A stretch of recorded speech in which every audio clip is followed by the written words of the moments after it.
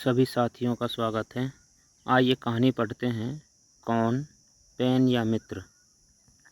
सुमित और रोहन में अच्छी मित्रता थी।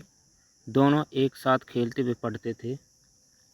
एक दिन रोहन सुमित के घर उसकी कॉपी वापस करने गया। सुमित ने उसे अपना नया पेन दिखाया जो उसके दादाजी उसके लिए लाए थे। रोहन को पेन बहुत पसंद आया। सुमित ने अपने परिवार की एल्बम भी रोहन को दिखाई। रोहन के जाने के बाद सुमित ने एल्बम अलमारी में रख दी। तभी उसका ध्यान पेन की तरफ गया। पेन तो वहाँ था ही नहीं। उसने सोचा, कहीं पेन रोहन ने तो नहीं ले लिया। फिर उसके अंदर से आवाज़ आई, नहीं, रोहन ऐसा नहीं कर सकता। अगले दिन सुमित रोहन से विद्यालय में मिला। सुमित का ध्यान रोहन की जेब पर गया। उसमें रोहन का पेन था। उसने कहा, अरे मेरा पेन तुम्हारे पास है। रोहन ने पहले तो ना कहा, परंतु फिर उसने 1 मिनट विचार करके पेन सुमित को दे दिया और कहा, कल पेन गलती से मेरे पास रह गया था। 1 हफ्ते बाद सुमित अलमारी की सफाई कर रहा था।